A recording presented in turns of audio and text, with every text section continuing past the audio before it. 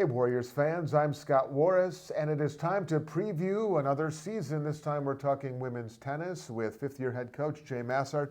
Jay, good to see you. Nice to see you. Always enjoy our conversations. How was your summer vacation? My summer was good. Any big trips? You guys go anywhere, do anything No big? trips, Like nothing exciting except the flood of Hart Park. Well, we will get to that because, for those of you in the area and those of you even, who just keep up to date on the news, southeastern Wisconsin pummeled with those floods and Wauwatosa in the heart of it, no pun intended. We will get to that. I want to talk about big picture stuff with the program before we get into some personnel and players to watch and things like that. What were your off-season goals? I know you communicate with the women about where you want them to improve during the off-season, maybe specific tasks that they can do on their own time. How did you go about navigating that this summer? Yeah, just by communicating, really. Sure. Texting, emailing, keeping up with them, and making sure that, hey, are you doing some fitness? Keep in shape. Understand that we have challenge matches right away when we start, and then some technical things with the individuals, that we want them working on, of course. Any big picture, and it's individual, but it's a team sport. It's kind of 50-50. Any big picture goals for the program that you have set forth going into the season? Well, it'd be nice to make the playoffs. It'd be nice to make the top six and be in the playoffs. We have 7 in a row. Exactly, right. 7 in a row. I'd like to keep it going. We've got a really young team, youngest team I've had in all the years of being here. So from what I can tell so far, great group of kids, should be competitive. There are some good teams in the league. We start out tough because we have Edgewood tomorrow, so that'll make it tough. I do want to ask, because I remember when we spoke last year, you referred to last season as arguably the most rewarding season that you've had here at WLC. Is there a carryover? And I know you lost some and you've got newcomers coming in, but can a coach carry that vibe over with the returners and momentum? Oh, for sure. I think so. I think especially if there's good leadership on the team, right? The senior leadership kind of, encourages the kids that are there, and we've got a good group. I've got 4 or 5 new freshmen, so that's encouraging and good for the future of the program, I think, too. What has been the key to sustaining the success? As I said, 7 straight seasons qualifying for the conference tournament, because players come and go, graduate, newcomers come in. What have you found now has maybe been the common thread, the common theme to maintain that level of consistency? Yeah, well, I think we're getting first of all, nice level of player, right? We're getting good players. Hopefully we're getting them better as the season goes on, and just that team building and leadership. Where everyone kind of comes together as a team. I've been lucky. I always just have really nice kids. And that makes it a lot easier to coach when they're like that. Character matters. It definitely does, no doubt about it. It translates. Let's talk about some of the personnel that you have, Coach, this season. Let's just start with the leadership point. Allie Schmidt graduates. She was, at the tip of the spear when it came to the leadership stuff. To whom do you look now to take the mantle of leadership? Yeah, well, I think it's we've got 2 seniors, Lucia. And we've got Maddie's a junior, so we have 1 senior. Maddie's a junior, and Joelle. I think those are the kind of the 3 the 3 leaders of the team, and probably the key being Maddie and Joelle in that circumstance. Maddie Olson was your number 2 at singles last year. Probably see her bumped up to number 1. Let's talk about her game as now the number 1 and the spotlight and all that kind of stuff. How have you seen her game evolve, and more importantly, where do you want to see her game evolve to? Yeah, I mean, Maddie's just a great kid, a hard worker. She's consistent. Her backhand's better than her forehand. I think key to her evolution has been improving her forehand. Same thing with the serve. As her serve's gotten a little bit stronger, she can control the point a little bit more and doesn't have to play defense all the time. She'll be challenged at number 1, but I think she'll do a nice job. Joelle Smith was a freshman last year, but she was all conference, in singles.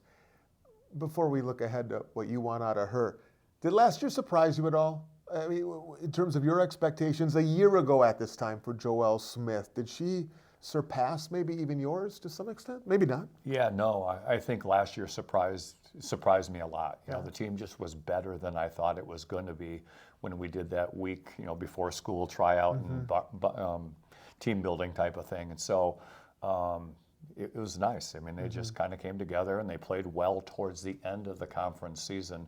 You know, we beat Illinois Tech there at the end, and that was really the kind of the one that really kind of put us over the top. So yeah, it did.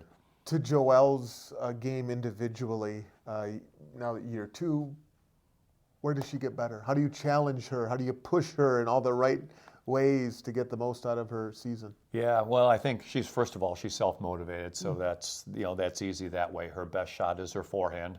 You know, again, as long as she can, you know, play a little bit more offense and not have to play too much defense, and use that forehand as much as she can, I think that's the key to her success.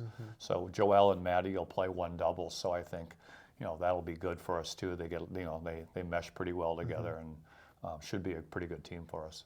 I'm curious, when it comes to the doubles matchups, and as you strategize for the best 1-2 pairing, right?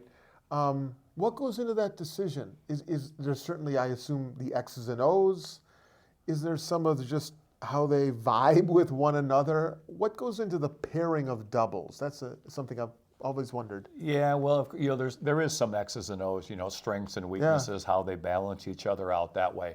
But the most important thing is whether they like each other or not, whether they get along, whether they communicate, those type of things. You know, if you don't like the person you're playing with, it's just not going to go well. I mean, maybe it does for a match or two where you get away with it once in a while, but, you know, you're together. It's not one losing, one winning. It's you both win or you both lose. And I won't ask you to name names, and I'm not even saying this happened here, but have you seen like a doubles pairing where, boy, they complement each other in terms of schematics and X's and O's, but they really don't like each other, and they got to fight through that dynamic? Oh, absolutely. You know, I've coached it all the time. You know, you see it all the time as a coach, and it's just, you know, sometimes it's a little more in your face, and you know, they're verbal about it, and other times it's just a little bit more subtle. But as a coach, you can just kind of feel that, you know, that vibe is not there. So how do you coach that? How do you coach that when you know you two are your best for what we need on the court, even if you don't care for each other off the court? How do you coach that? You know, that's one of those sit-downs. You know, that's one of those close the door, shut the door, please, girls. Let's have a little conversation here, and you know, you kind of hash through it. Okay, what's your problem? What's, you know, what don't you like? And you know, you try to get through it that way, and try to get some common ground. Maybe we're like, hey, okay, I can see what you're saying there, and they both give a little bit, and then it changes. And then it changes, and that.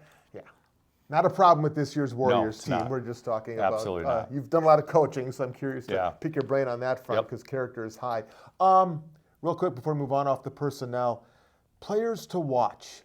Maybe it's a returner, maybe it's a newcomer, somebody that might start making a name for themselves. Who do you have your eye on? Who should we have our eye on? Yeah, I think, you know, we've got a nice group of young freshmen. You know, as they progress, as they get better technically with their games, you know, I think, you know, they certainly any of them could come through.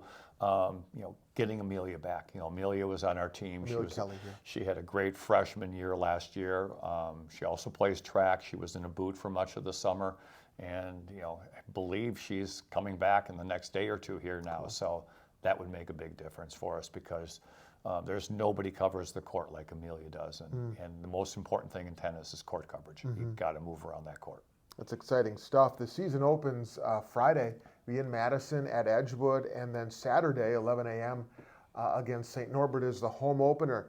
For those of you who've been on the schedule or you follow the program closely, you know that home opener is slated for Hart Park in Wauwatosa. Back to the beginning of our conversation. Hart Park in Wauwatosa was, portions of it were devastated by that flooding about a month, 5 weeks ago or so. What is the status of the courts, the home courts of the Warriors after that flood rolled through last month? Yeah, well, it's a great question. The status is the courts are open. Okay. All the buildings are closed. The football field is a mess. Yeah. The softball diamond has been ruined. The fence is knocked down. The courts were under about 3 or 4 inches of water. We have a storage locker there. We keep all our equipment. The water got 4 feet high in that case, coming from the football field and the river. And you know, courts are a little bit dirty. They've got to get cleaned up a little bit, but they're ready to go. They replaced all the nets. Okay. And you know, we're ready to go. We just have to, you know, get a team in there and let's play, right? That's right. That's right. Very low maintenance. You don't need much, but I'm glad to know that was one of the first things that crossed my mind for folks who saw the images of the football stadium alone, and the turf is rolled up like a carpet. Carpet, right? And you wonder because the tennis courts are right behind the grandstands. Right there, got nailed, but builds a little character, right? There you go. Can't Spoken fight. like a true coach. That's right. All right. Before we let you go, Coach. Oh no, not again. Oh, yes. Not yes, again. Again. And because I was thinking because you're the head coach of the women's program here in the fall and the men's in the spring, we get to do this again in the spring. Oh Great. yeah, I got to go deep into my bag of questions. Double for whammy, you. huh? Yep, no repeats. Here we go. Yep. Number 1, which has the higher likelihood of existing, UFOs or Bigfoot? UFOs. Number 2, what professional sports team would you like to own if you could afford it? Packers. Number 3, what is your preferred movie genre? Drama. Number 4, who is the best singer you've ever heard? Oh gosh, that's a good question. Past or present, dead or alive, doesn't matter. Just who's the best? Kenny Chesney. Number 5, waffle bar or omelet bar? Waffle for sure. Don't like eggs. Okay, that's an easy one. And the bonus question. The bonus question, Jay, is this.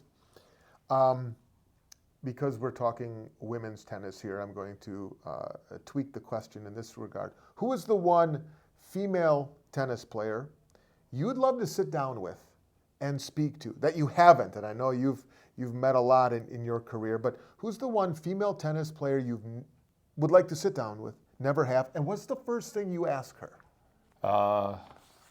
Iga Swiatek. And the first thing I would ask her would be having to do with her sports performance coach, on the mental side of the game, just, kind of mental attitude and everything like that. What is it about her mental attitude that strikes you? I just think she's a great competitor. Okay. I think she's always there fighting. Obviously, she got beat by Anna Samova yesterday and everything, but she's just one of those athletes. Tennis is a tough mental sport, and you hear so much about the athletes now taking time off for mental health reasons and everything, and she just seems like she's pretty focused and pretty zeroed in. So I'd be curious about that. That's excellent.